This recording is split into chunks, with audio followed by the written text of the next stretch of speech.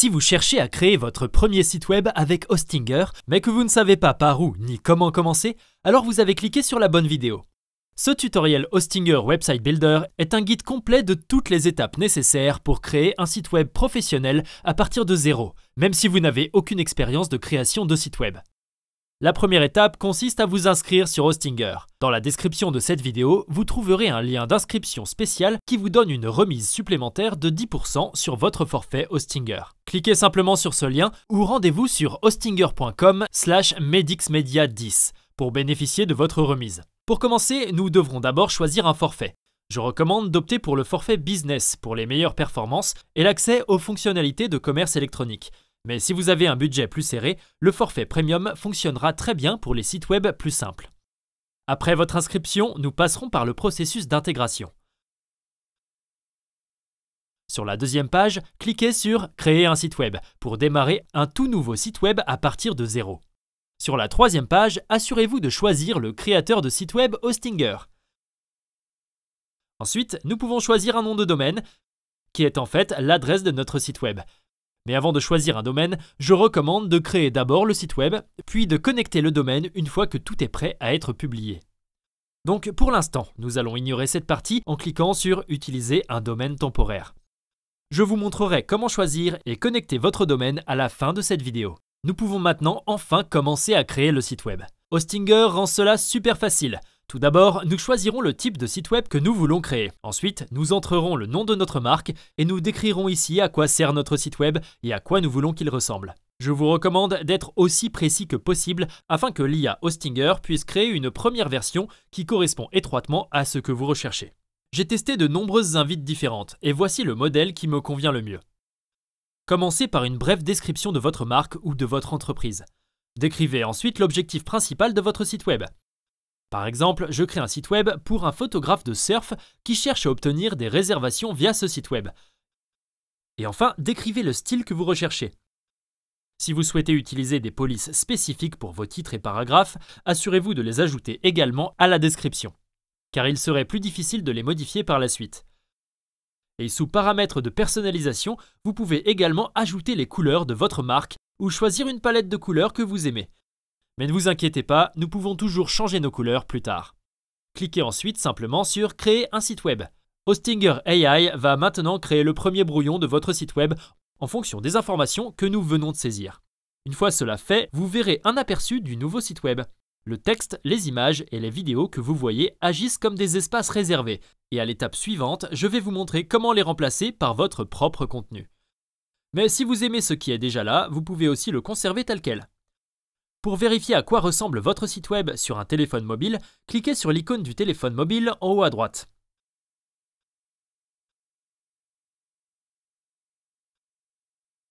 Si vous n'êtes pas satisfait de la conception ou de la structure générale, vous pouvez toujours revenir en arrière et créer un nouveau brouillon.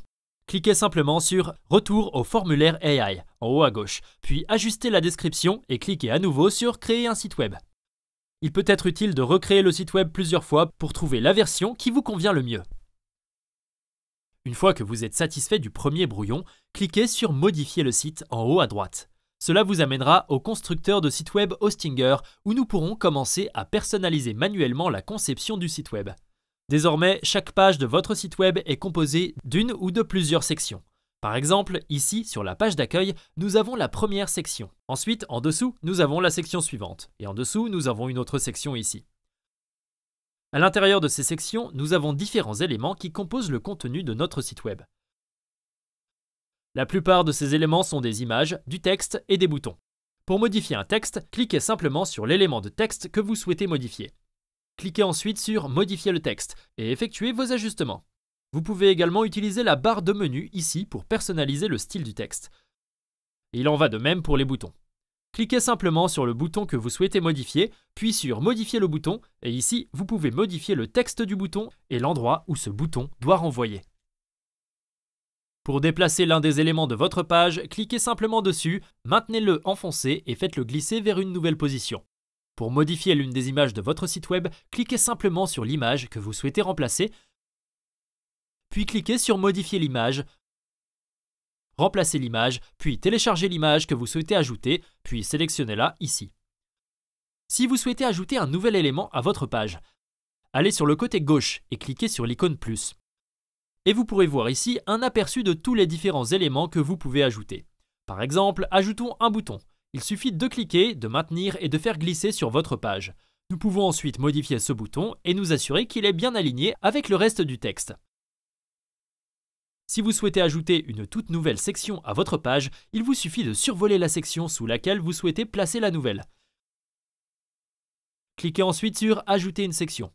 Ici, nous pouvons soit commencer avec une section complètement vide, soit choisir l'un de ces modèles. Je vais utiliser ce modèle ici, donc je vais simplement cliquer dessus et il apparaîtra automatiquement sur ma page. Pour supprimer un élément de votre page, sélectionnez-le simplement, puis cliquez sur l'icône de la corbeille. Cela fonctionne de la même manière pour une section. Il suffit de la sélectionner, puis de cliquer sur l'icône de la corbeille ici. Et chaque fois que vous faites une erreur, vous pouvez simplement cliquer sur le bouton « Annuler » ici pour annuler la dernière modification. Nous savons maintenant exactement comment personnaliser le contenu de votre site web. N'oubliez pas de toujours vérifier la vue mobile chaque fois que vous apportez des modifications à votre site. Parfois, les éléments modifiés ou nouveaux peuvent être mal alignés sur la version mobile. Vous devez donc vous assurer de réaligner ces éléments à la bonne position sur la vue mobile. Ainsi, tout semble parfait sur toutes les tailles d'écran. Les ajustements que vous effectuez ici sur la vue mobile n'affecteront pas la vue de bureau.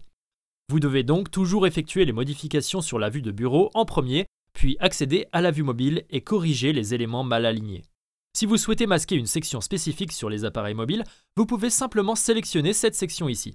Cliquez sur l'icône en forme d'œil, puis la désactiver pour les appareils mobiles, ou si vous souhaitez masquer des sections spécifiques sur la vue de bureau, vous pouvez simplement accéder à cette section sur la vue de bureau, cliquez sur l'icône en forme d'œil, puis la masquer sur le bureau.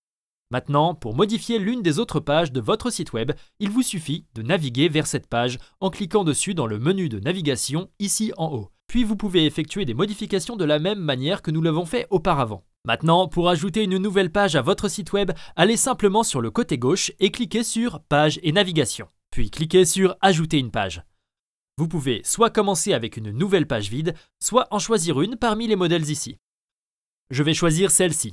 La nouvelle page sera automatiquement ajoutée à votre menu de navigation que vous pouvez voir ici en haut, et également ici à gauche.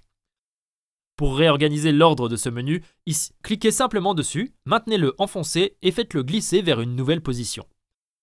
Voyons maintenant comment personnaliser l'en-tête et le pied de page de votre site web. L'en-tête est toujours visible ici en haut de chaque page.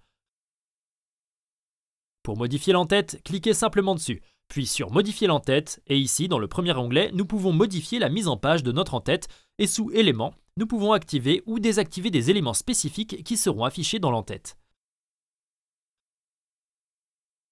Et dans Logo, nous pouvons ajouter notre propre logo. Et dans l'onglet Style, on peut jouer avec le style de l'en-tête. Ainsi, par exemple, nous pouvons modifier la couleur d'arrière-plan. Ensuite, nous avons le pied de page de notre site web, qui sera toujours affiché tout en bas de chaque page de notre site. Le pied de page fonctionne de la même manière qu'une simple section. Vous pouvez donc simplement cliquer sur n'importe quel élément et y apporter des modifications. Maintenant, si vous souhaitez masquer le pied de page sur une page spécifique, accédez d'abord à cette page en cliquant dessus dans le menu de navigation. Ensuite, faites défiler vers le bas jusqu'au pied de page, sélectionnez-le, cliquez sur l'icône en forme d'œil, puis cliquez sur « Masquer » sur cette page. Désormais, chaque fois que vous souhaitez modifier les couleurs d'une partie spécifique de votre site, vous pouvez simplement aller dans « Style de site web ». Ici à gauche, puis sous « Couleurs », vous pouvez voir toutes les couleurs actuellement utilisées sur votre site web. Pour les modifier, cliquez simplement sur la couleur que vous souhaitez modifier, puis vous pouvez la modifier ici. Pour modifier les polices sur notre site web, nous pouvons simplement aller dans « Police », puis ici, cliquer sur « Modifier les styles de texte » pour modifier la police de nos titres et paragraphes. Cependant, soyez prudent lorsque vous modifiez vos polices, car cela entraînera souvent des éléments de texte mal alignés.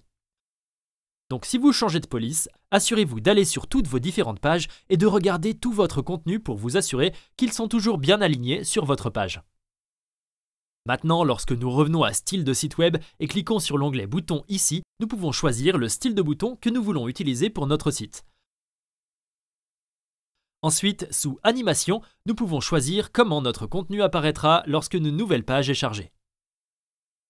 Maintenant, fermons le menu Style de site web et allons sur notre page Contact.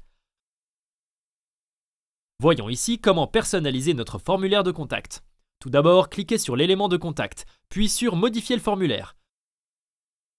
Ici, vous pouvez modifier le nom du formulaire et l'adresse mail à laquelle toutes les soumissions de formulaire seront envoyées. Sous Champs, nous pouvons ajouter de nouveaux champs à notre formulaire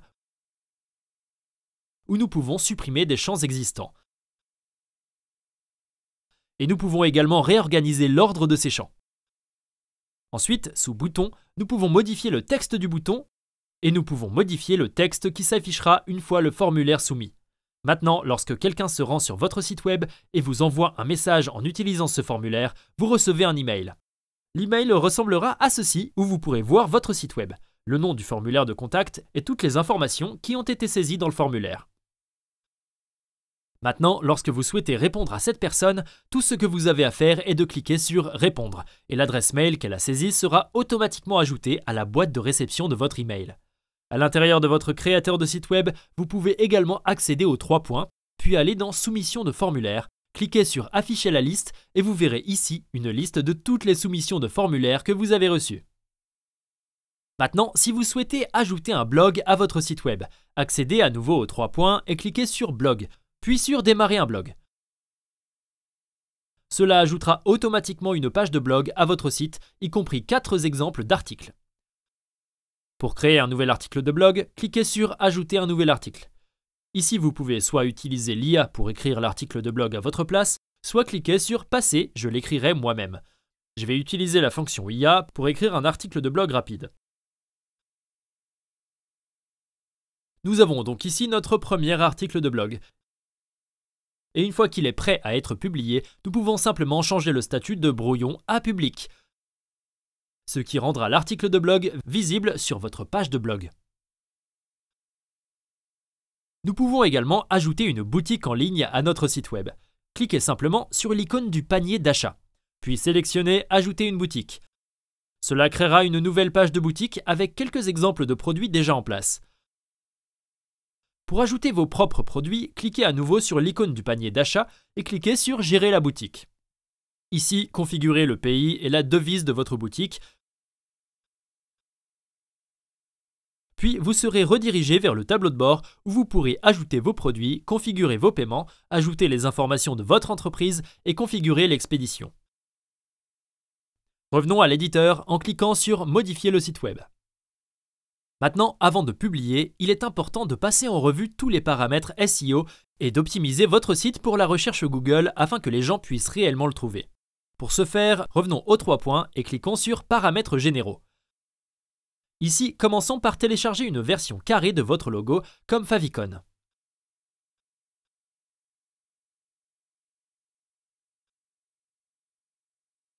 Ce logo sera alors visible en haut du navigateur juste ici.